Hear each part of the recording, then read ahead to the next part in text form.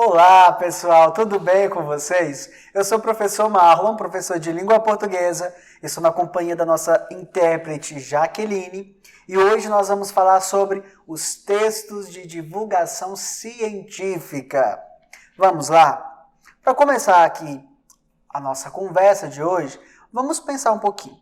Existem textos com propósitos comunicativos diversos. Texto simplesmente para produzir humor, para você ler em uma hora de lazer ou para proporcionar lazer a outras pessoas.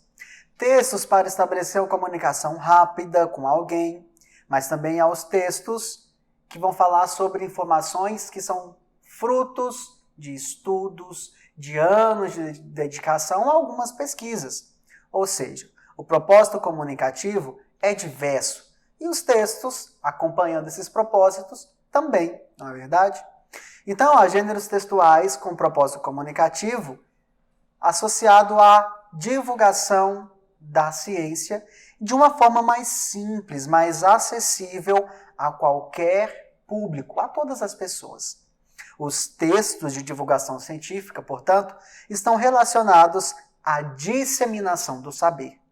Eles trazem explicações sobre uma temática e estão voltados para esse público leitor diverso, geral. A escrita do texto de divulgação científica tende a suavizar a linguagem, ou seja, não utiliza a linguagem estritamente técnica da pesquisa, porque ela visa atingir todos os públicos.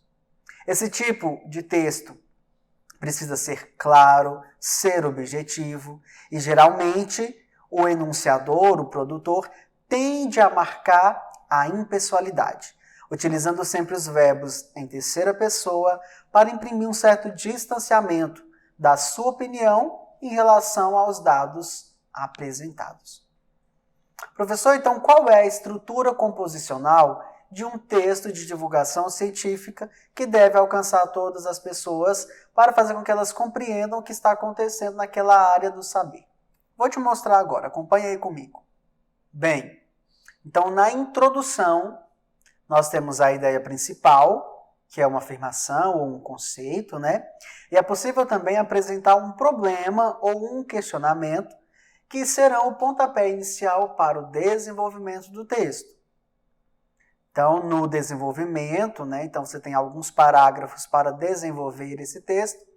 A apresentação de quê? De provas, exemplos, comparações, relações de efeito e causa, causa e consequência, resultados de experiências, dados estatísticos, a fala de especialistas, tudo isso para comprovar os dados levantados na pesquisa. E por fim, lá na conclusão, há a apresentação da ideia que sintetiza a discussão. É o fechamento do texto que geralmente traz uma resposta para o problema inicial, lá do primeiro parágrafo apresentado na introdução, portanto. Vamos observar aqui dois textos. Eu quero que vocês tentem identificar qual deles está mais voltado para a divulgação científica para todos os públicos. Acompanhe comigo aí na tela a leitura do texto 1. Formigas são um dos grupos mais proeminentes de organismos da Terra e estão presentes em todos os ecossistemas terrestres, exceto em regiões polares, algumas ilhas oceânicas e grandes altitudes. Em termos de diversidade, abundância relativa e impactos ecológicos, as formigas desempenham um papel relevante em muitas comunidades, exibindo várias funções como detritívoros, predadores, granívoros e herbívoros. Em ecossistemas tropicais, as formigas são um componente notável, constituindo mais de 15% da biomassa animal total. Várias características têm sido propostas como responsáveis por essa preponderância ecológica, tais como o comportamento eusocial, com operários sem asas e a presença de uma grande variedade de mecanismos intraespecíficos de reconhecimento e comunicação química. Uma fração significativa das atividades de forrageamento das formigas é realizada utilizando as plantas como substrato. A biomassa e a abundância de formigas sobre a folhagem em ecossistemas tropicais são especialmente altas quando comparada com outros habitats, chegando a 50% a 94% da abundância e 70% a 86% da biomassa de artrópodes. Bem, vejam que texto complexo, com tantas palavras desconhecidas para a maioria de nós, né? Agora vamos ler o texto 2 para então compararmos com esse texto.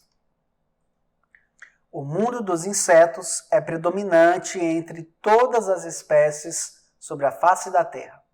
E quem domina esse vasto e estranho mundo, formado por pequenos seres, são as formigas.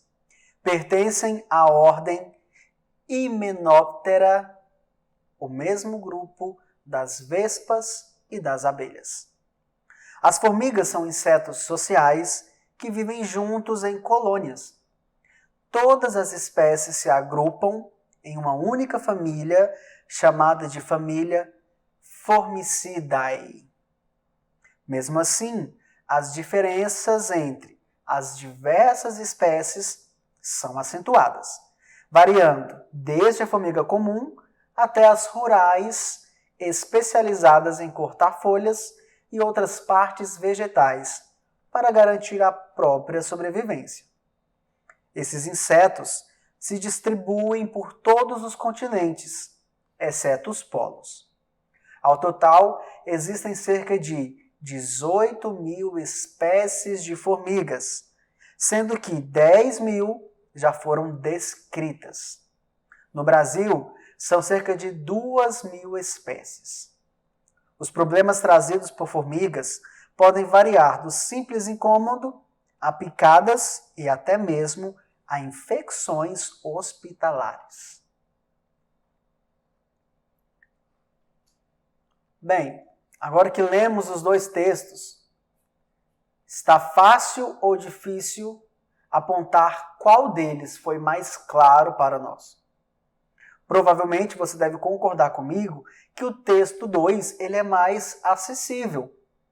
Vamos comparar esses dois textos e observar aqui algumas informações a respeito deles. A primeira é a temática. Nós podemos notar que tanto o texto 1 quanto o texto 2 fala sobre as formigas. Mas a linguagem deles é diferente. No texto 1, nós temos a linguagem técnica. É possível observar essa linguagem pelo uso de algumas palavras que não são comuns no nosso dia a dia, como, por exemplo, detritívoros, granívoros e alguns outros termos técnicos utilizados ao longo do texto. Enquanto no texto 2, temos uma linguagem mais usual, mais acessível. Quando há alguma palavra mais complexa, logo na sequência, o produtor explica o que significa aquela palavra, tudo isso para facilitar o processo comunicativo e deixar a informação ainda mais clara a qualquer público. Falando em público, o texto 1 traz um público mais específico, provavelmente pessoas que estão acostumadas àquela área da ciência e que pesquisam animais, insetos diversos, né? Já o texto 2 é um texto mais amplo, né? Tem um público mais amplo, por isso a linguagem também ela é mais acessível, porque está destinada a um público maior. Professor, e para escrever um texto de divulgação científica? Vou te dar algumas orientações, olha aí na sua telinha. Bem, então, planejem a escrita do artigo de divulgação científica considerando o seguinte processo de textualização, de escrita. A introdução. Façam uma contextualização da temática e apresentem um problema ou questionamento a ser discutido ao longo do texto. A próxima parte é o desenvolvimento, em que você deve apresentar as explicações, os dados da sua pesquisa, trazer fala de especialistas e outras informações, assim como você viu nos textos que nós lemos agora há pouco, trazendo dados que vão discutir a temática, sempre na busca de quê? De responder a questão apresentada. E na conclusão, apresentem a resposta para as questões que vocês problematizaram ou questionaram no início do texto. É preciso então que organizem os parágrafos do texto de modo que eles tragam informações suficientes para comunicar a ideia. E lembre-se de que os parágrafos precisam estar articulados, ligados uns aos outros. Observe os mecanismos de retomada no texto. Cuidado para não repetir palavras. Faça citações diretas ou indiretas no texto, pois a pesquisa que vocês desenvolveram dará condições para isso. Escreva um artigo de divulgação científica em terceira pessoa, mantendo-se distanciados do tema abordado. E, depois que você fizer a construção do seu texto, lembre-se de fazer uma revisão para ir tirando aqueles elementos indesejáveis para um bom texto, não é verdade? Observar a ortografia, concordância, pontuação e outros aspectos da língua. E que tal acessar o portal Conexão Escola para desenvolver uma atividade relacionada a esse tema? Além desse, você poderá acessar outras temáticas de língua portuguesa lá. Ficamos por aqui, até o nosso próximo encontro. Tchau, tchau.